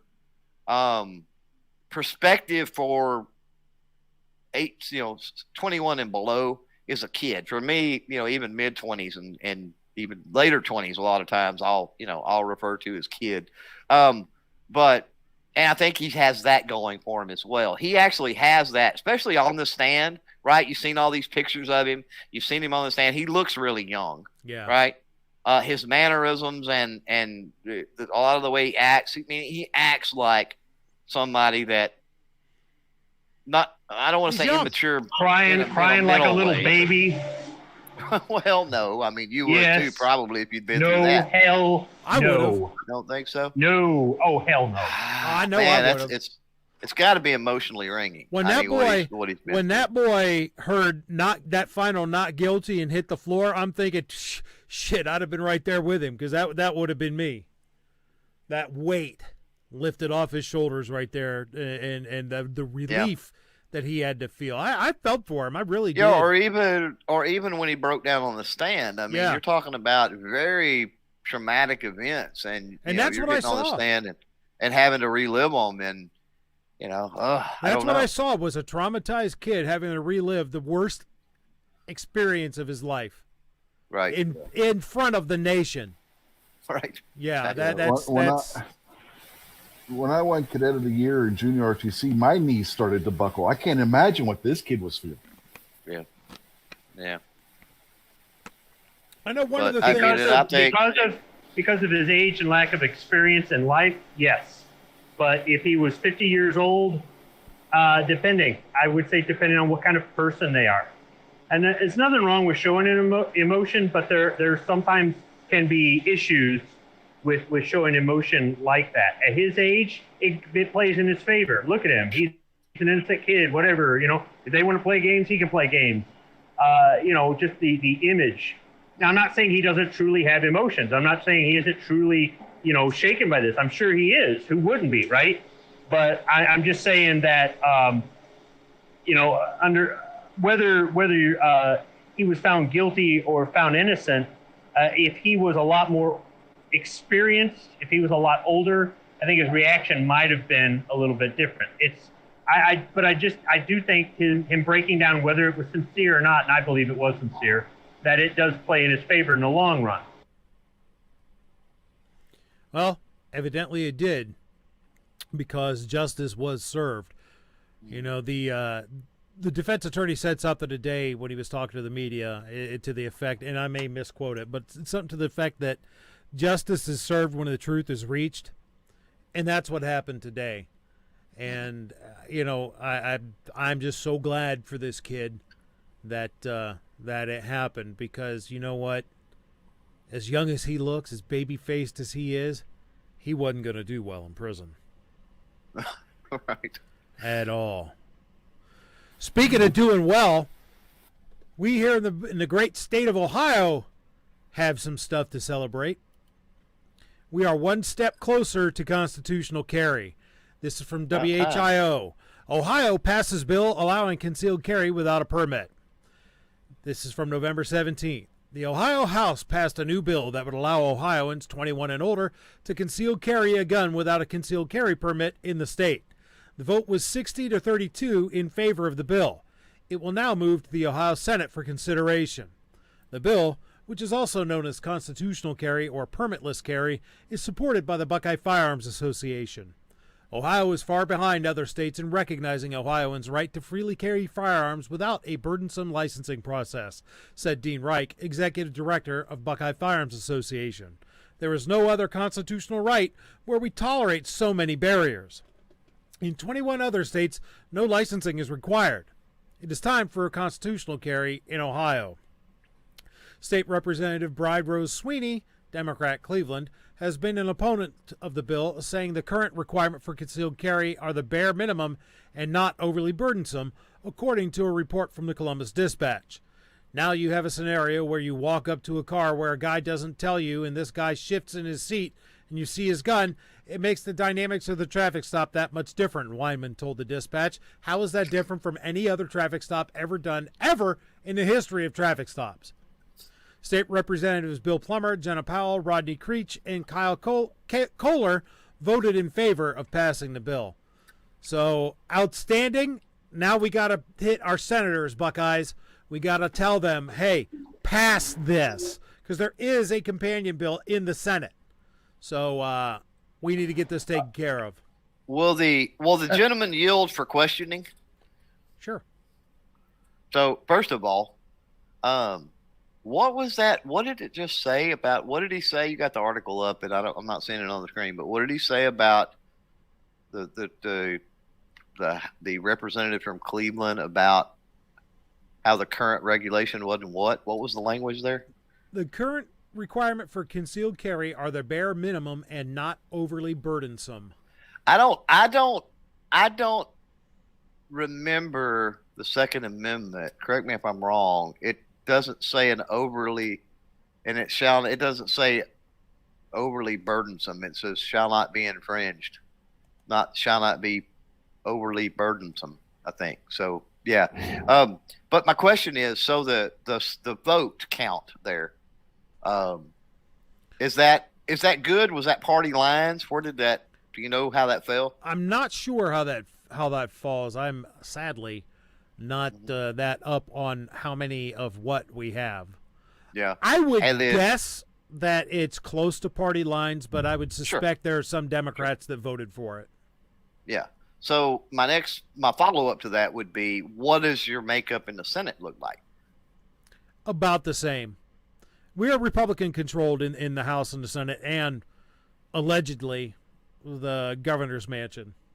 Okay. So this should be a done deal. Knock on wood. Should be. Unless somehow they don't get a veto-proof majority and DeWine just decides, well, you guys... How is he Weasley? Yeah, DeWine is absolutely Weasley, and he wants some kind of lightweight red flag legislation passed, his strong Ohio crap, and our legislature has said, So I can see him kicking up a fuss just to do it. Yeah. My question is about the language of the article. Kept saying Ohioans. So this law only applies to the residents of Ohio, not somebody else? I don't know. I don't know the exact wording of the bill. I'll have to get into that and look at it. Yeah, because if the law says you have to be an Ohio resident in order to constitutional carry in the state of Ohio, any non-resident can't, then it's not constitutional carry. So Right. Language is important. Right. Yeah. Right. The language, for the example, the language in Texas is basically anybody that's legally able to own a firearm can carry. It's not tied to residence. Yeah, I hope that that's what it is. I'll look at that and let you know, Squib. I'll find it and let you know this week. But there we go, Buckeyes. Let's get on our senators and tell them that, not passing this would be absolute stupidity. Speaking of absolute stupidity. And now prepare yourself for another tale of stupidity in this episode of Moron of the Week. First up in Moron of the Week is Kenosha ADA Thomas Littlebinger. Rittenhouse prosecutor Thomas Binger breaks basic gun safety rules holding rifle in courtroom. Prosecutor Thomas Binger apparently placed his finger on the trigger of an AR-15 as he pointed the gun at the jury during the Kyle Rittenhouse trial. This is from Piper MCQ, a tweet by this person. Good God! Prosecutor takes the AR, an admitted exhibit, says his assistant has checked it to be sure it isn't loaded, then, without himself opening the action to confirm unloaded, raises it and points it in the direction of the jury. Inexcusable. Didn't we see something recently in the news that happened somewhat like that? Someone handed someone a gun that they said was, This Siraj Hashmi has a picture up here that shows Prosecutor Binger pointing that rifle with his finger on the trigger. Binger is a contestant on Moron of the Week. Next up is his partner in crime during the trial, James Krause, or maybe the thing that ate James Krause, I don't know. Prosecutor says Rittenhouse should have let mob attack him because everybody takes a beating sometimes. Let me play this through the sharing it with my wonderful esteemed panel, the two that are still with me, and so that they can see this wonderfulness too.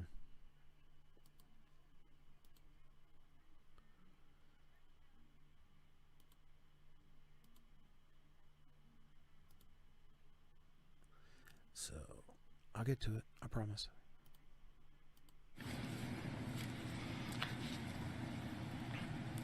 These minor injuries we've heard the defendant have, again, Mr. Richards misstated the standard. It is not could have caused great bodily harm or death. It is not likely to have caused great bodily harm or death. It is imminent threat of death or great bodily harm. Where is that when you get a couple scrapes? Everybody takes a beating sometimes, right? Sometimes you get in a scuffle and maybe you do get hurt a little bit. That doesn't mean you get to start plugging people with your full metal jacket AR-15 rounds, and no, bullets are not bullets. And we heard testimony about that. So, yeah. This guy right here is the second contestant on Moron of the Week. And last but most certainly not least is the sniffer-in-chief himself,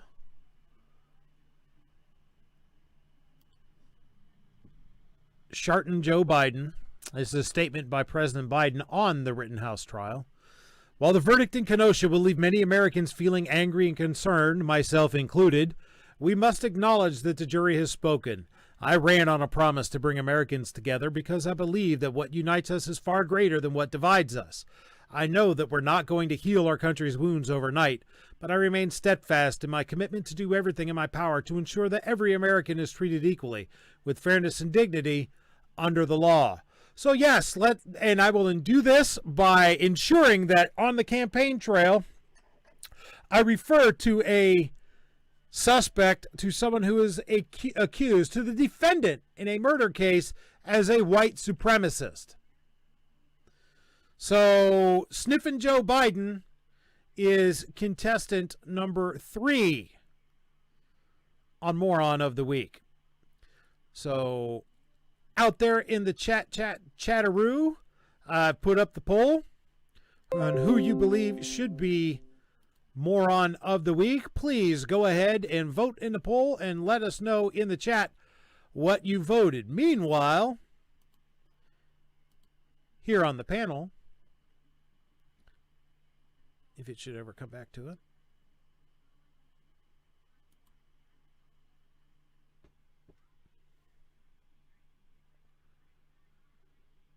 there we go. Who do you guys think should be the moron of the week? Squib? Dick face number 2. James Krause. Dick face.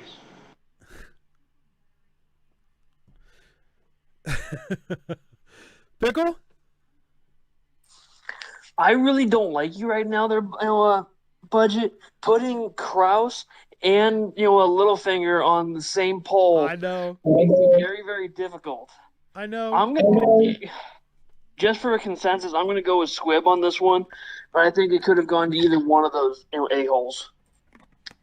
So far, we have 7 votes in. 14% Littlefinger.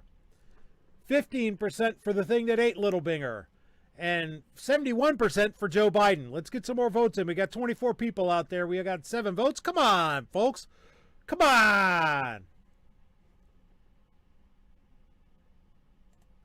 Gunpowder Beauty says that Biden should be moron of the year at this point. Billy the cab driver says divider in chief because of his position.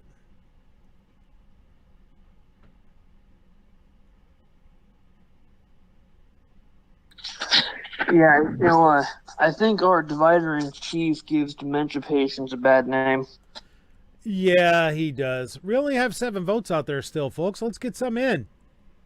There's 24 of you watching. I'm certain you have an opinion as to which of the 3 deserve to be the moron. Oh, we have 8 votes.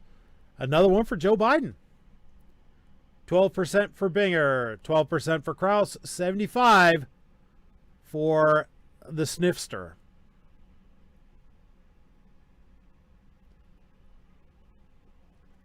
Is this all I'm going to get? 9 votes. Uh-oh, somebody else voted for Krause.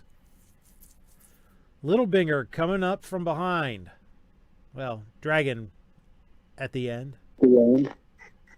That's where I'm on my phone, so I can't vote in that poll, and also would that be double voting now? And I'm not part of the Democratic Party. I only vote once.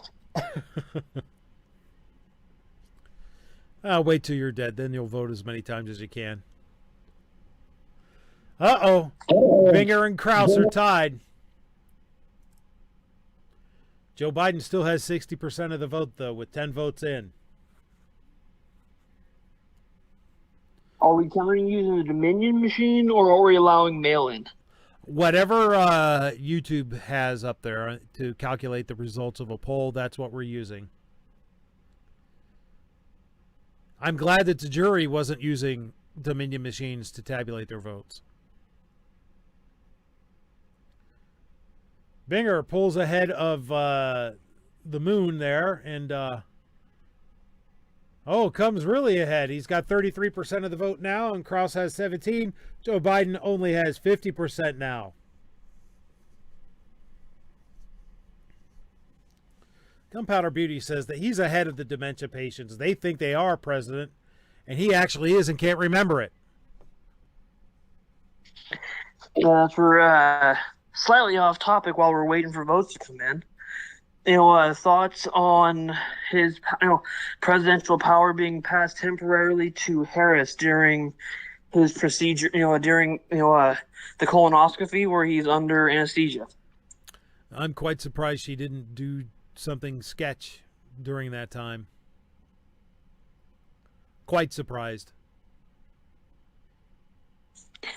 Yeah, when I first started hearing, seeing things posted about it, people were freaking out. Oh my God, that's like, that's routine. I was gonna say, I actually said to a few people, like, you do realize that standard procedure when the president is under a medical procedure that affects their decision-making ability the power is temporarily assigned to the vice president to remain, so that way continuity of the government. Just in case. Yep. And I think most people have forgotten their civics. All right, folks, we're going to go ahead and call this one. Joseph R. Biden is the moron of the week.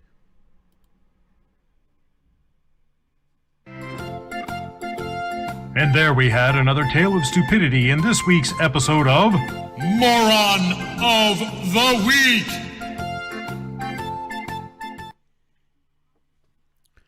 All right, folks. We're coming into the home stretch. Those of you who have been here for a while know what's next. It's Roll Call 219's favorite segment, Self-Defense Shoutouts. Yay! Self-defense shoutouts are not where I'm reveling in the fact that the bad guy won the room temperature challenge by taking a dirt nap. They are instead where I'm reveling in the fact that the good guy had the means, method, and opportunity to keep the bad guy from making him do the same. First up is this piece from KETK.com. Alleged burglar shot by homeowner with shotgun in Camp County. Let's get a shotgun. From November 15th. Camp County, Texas. A burglar was shot twice by a homeowner while attempting to break into a storage building around 4:30 a.m. on Saturday. Deputy Anibal Perez was dispatched to a residence in the eastern portion of Camp County on Saturday around 4:40 a.m. The homeowner heard a truck with a loud exhaust driving in front of his house on a dead-end road at 4:30 a.m., according to a post from the CCSO Facebook page. Not long after, a homeowner heard a noise and discovered a man breaking into his storage building with tools that belonged to the owner. Officials said the homeowner then went to get his shotgun and shot the intruder. However, the man got up and they then struggled for the gun. The suspect was shot again before he managed to take the gun and flee, said CCSO Facebook post. Investigator Randy Huggins also responded to the scene, and several of the homeowner's tools were found with blood from the intruder. After reaching out to nearby hospitals, CCSO received a call later Saturday morning from the Tyler Police Department that there was a gunshot victim at the UT Health East Texas Main Hospital in Tyler. The subject was identified as 39-year-old Tony Gross. Next up. Wait. Yes. Point of order. Yes. If he had just simply had a sling on that shotgun, he wouldn't have been able to take it from him. That's right. Yeah. It's absolutely right. Next up, from 6abc.com, intruder shot after breaking into Philadelphia home. Philadelphia, WPVI. Police say an intruder was shot by someone inside a home in the Logan section of Philadelphia. It happened around 4:30 p.m. Sunday on the 4600 block of Newhall Street. According to police, the 58-year-old suspect broke into the home through a back window, but he didn't get far as someone inside opened fire and struck the suspect multiple times. The suspect was taken to an area hospital in stable condition. No other injuries were reported. The suspect has not been identified. And last, but most certainly not least, from KSLA.com, gas station clerk fatally shoots would-be robber at Circle K in Bossier City, police say. From November 15th. One person is dead after an attempted armed robbery at a gas station in Bossier City. Police officials say it happened around 3 a.m. Sunday, November 14th at the Circle K in the 2800 block of Airline Drive. They should have just bought Polar Pops and Cheddar Brats and been on their way. The clerk at the gas station fatally shot a would-be armed robber, police say. The man killed has been identified as Dondre Dunn of Marshall, Texas. Bossier City officials say Dunn was shot several times. The investigation is ongoing. So yes, like I said, he should have just paid for his Polar Pop and Cheddar Brat and left. That's it, folks. We are going to wrap this thing up. I want to thank everybody who was with us earlier. Warsaw, Rich, and Clover. Go check their stuff out. Rich White and Clover Tack, I know, run active channels. I don't think Warsaw does. I want to thank my two trusty sidekicks here who are still here, the irascible yet lovable Squibload. Where can people not find your stuff, and is there anything you'd like to leave us with or anything you'd like to plug? I don't like to plug any of my channels, but I will this time only because the video was about you. As a matter of fact, you quarked me because you weren't scheduled to have a show tonight at 7, so I scheduled the video to drop at 7. I didn't make the time to go into the studio to change the time it was scheduled to publish because I've been pretty tied up here at work tonight. It's been a crap night. So if anybody wants to see a leather good, not the kind you're thinking, get your mind out of the gutter, that MK Outdoor Journals actually makes, I've got a short video on something if you want to see it. If not, don't waste your time. Just check out MK Outdoor Journal, and yeah, I'm sure you'll see some of that stuff on your channel at some point. A lot. Why, thank you, sir. We have Calaveras 32 special with us. Is there anything you'd like to plug? Anything you'd like to say, sir? Oh, first of all, thank you for the invite. As always, I enjoyed the show. It was a good conversation. That's for don't have anything in the pipeline for my channel to drop right now. Things have been a little crazy, but that's where I do want to say for tomorrow morning for Caliber Corner, instead of being at 8 a.m. Central, it's going live at 6 a.m. Central because P11 has some other stuff going on tomorrow. So either catch the replay or we're going to get up extra early for it. And, he's going over Black Friday deals listed this year, so it's his pretty standard chat for this time of year. But just want to give everyone heads up, it's going to be 2 hours earlier. His standard, I'll help you spend your money. That's what the credit card's right Squib? I'll probably be doing something similar. So, hey, I'll help you spend your money too. Yep, everybody put it on their credit card. Build up those points. That's right. I'm going to go ahead and plug Gizzard Gary. Go on over to Foul Territory on the Gizzard Gary channel and watch that right after you leave here. He starts in like 2 minutes. So go ahead and open up another browser window so that you can not miss anything that he's got going on over there. There's been a lot to unpack this week as far as the Rittenhouse thing goes. Just above all, folks, stay safe and think about the consequences of the decisions you're making, because you could end up going down a road that you don't want to go down, much like Kyle had to do. I'm not saying be timid, but I am saying be smart. I'm also saying to those of you in the wonderful state of Ohio, contact your state senators. Let those critters know what you think about constitutional carry. Send them a snail mail, email, telephone, telegraph, carrier pigeons, bicycle messengers, semaphore, heliograph, anything that you have to do to let them know what you think, and never, ever, ever give up the fight. I'll talk to you guys on the next one.